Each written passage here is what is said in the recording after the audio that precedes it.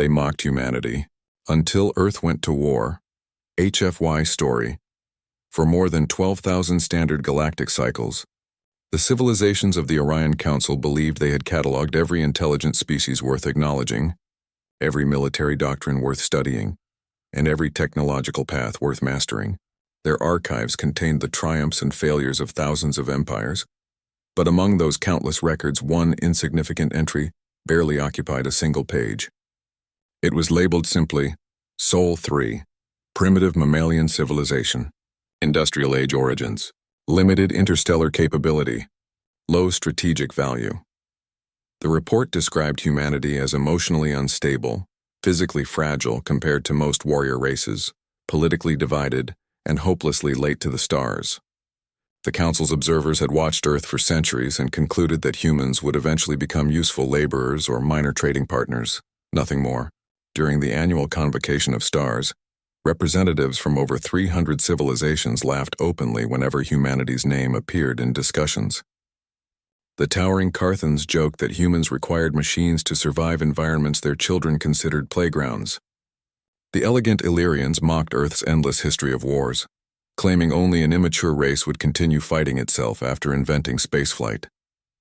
Even the merchant clans of Vesk considered humans amusing because they negotiated with passion instead of pure mathematics. To the galaxy, humanity was an entertaining curiosity rather than a future equal. When Earth finally received an invitation to join the Orion Council, many believed it was little more than political theater designed to prove the Council's generosity.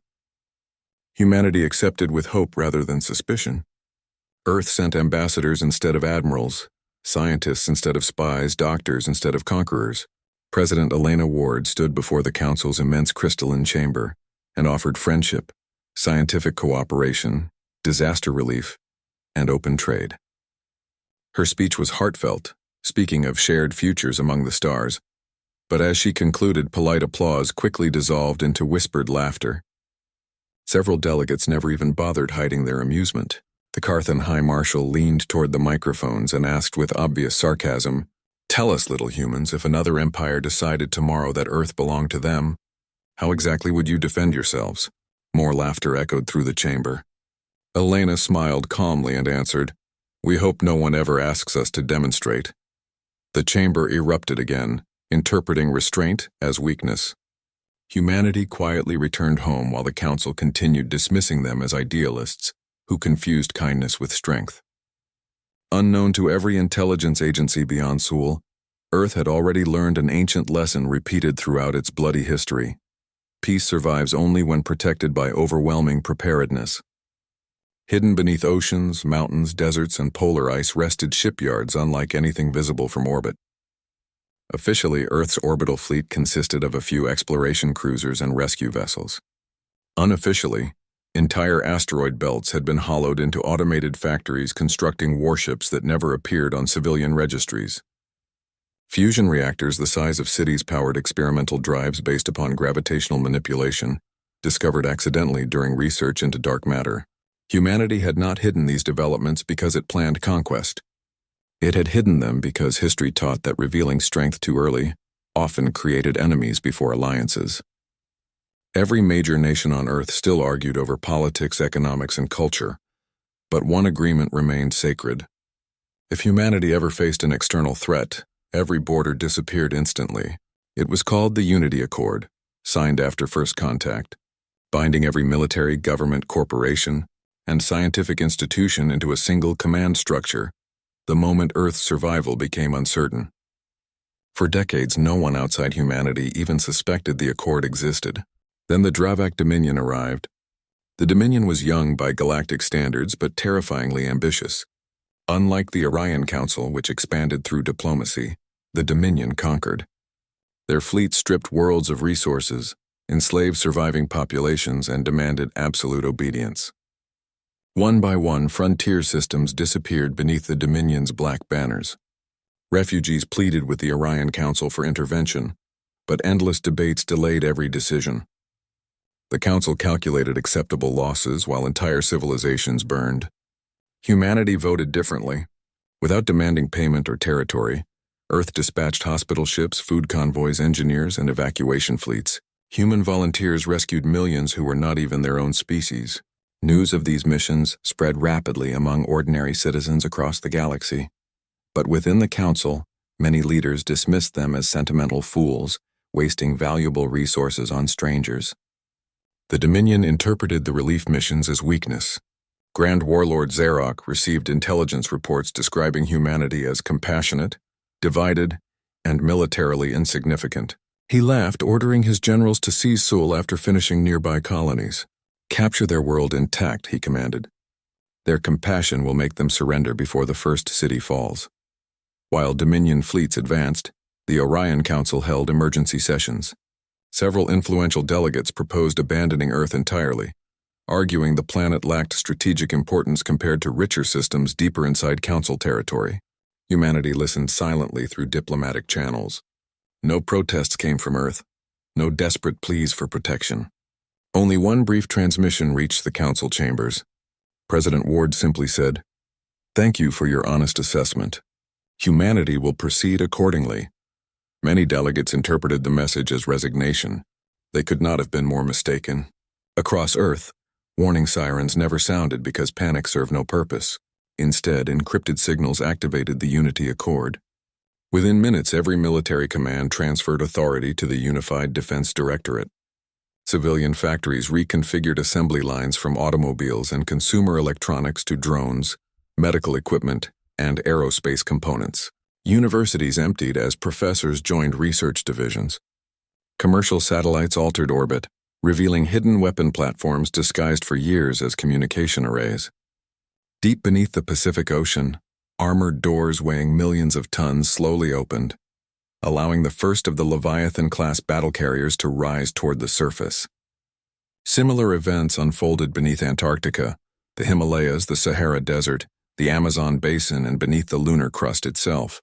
Humanity had spent 40 years preparing for a war it prayed would never come. In orbit around Mars, Admiral David Okoye watched thousands of dormant vessels awaken simultaneously. Navigation lights illuminated the darkness like an artificial constellation.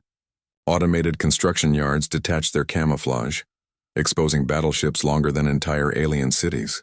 Swarms of autonomous logistics craft fueled, armed, and synchronized the growing fleet. Every captain received the same order: protect Earth, defend humanity, preserve civilization. There were no speeches about revenge or glory, only duty. As the Dominion crossed into the Sol system, their commanders expected frightened resistance from outdated human patrol ships. Instead, their sensors malfunctioned, or so they believed. Impossible energy readings appeared across every vector. Thousands became tens of thousands. Tens of thousands became hundreds of thousands. Admiral Kravos demanded recalibration 3 separate times before accepting reality. The empty system surrounding Earth had transformed into the most heavily fortified defensive network ever encountered. Massive orbital rings unfolded around planets. Weapon arrays emerged from asteroids. Defense drones launched in numbers exceeding the Dominion's entire invasion force. Before Kravos could formulate a response, every Dominion vessel received the same transmission translated flawlessly into its native language. This is the United Defense Directorate of Earth. You have entered sovereign human space with hostile intent. Withdraw immediately. This is your first and final warning. Kravos laughed, believing the message was psychological theater. He ordered the fleet forward. The first human shot was not a missile. It was information. Dominion communications collapsed as quantum infiltration programs invaded command networks faster than conventional computers could react. Entire formations lost coordination within seconds. Then came the kinetic barrage. Humanity had abandoned explosive shells centuries earlier for orbital mass accelerators capable of launching tungsten projectiles at relativistic velocities. Invisible until impact, the projectiles punched through Dominion flagships as though their armor were paper. Shockwaves rippled through formation after formation. Confusion spread.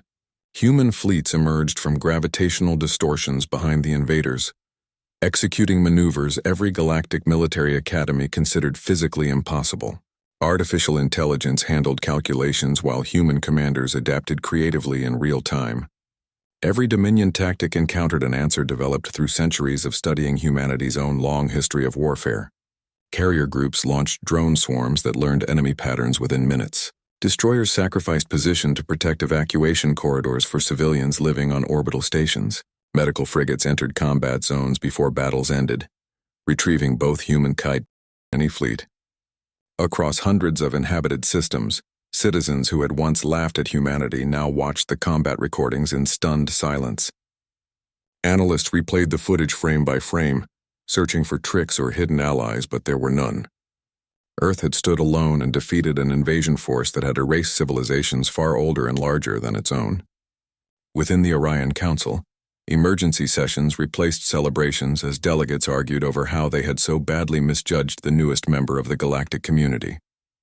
The same Carthan High Marshal who had mocked President Elena Ward only weeks earlier now stared silently at casualty reports from the Dominion fleet, unable to explain how a species he had dismissed as primitive had demonstrated tactics centuries beyond anything in the Council's military archives. On Earth, there were no victory parades. Instead, shipyards worked around the clock repairing damaged vessels while families mourned those who had fallen defending their home. Every human understood that the battle at Sol was only the beginning. Far beyond the system's edge, the Dravak Dominion still possessed thousands of warships and a ruler whose pride would never allow defeat to stand unanswered.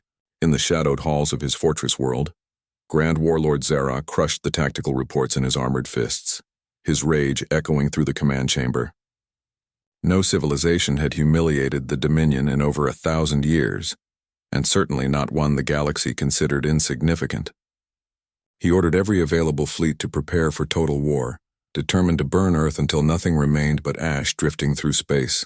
Yet even as his admirals rushed to obey, they noticed something unsettling. Human reconnaissance drones had already penetrated Dominion territory, silently mapping supply routes, communications hubs, and shipyards with impossible precision. Humanity had not waited to see what the enemy would do next. It had already begun planning 10 moves ahead. Back on Earth, President Ward stood before the Unified Defense Directorate and looked across the room filled with soldiers, scientists, engineers, and diplomats.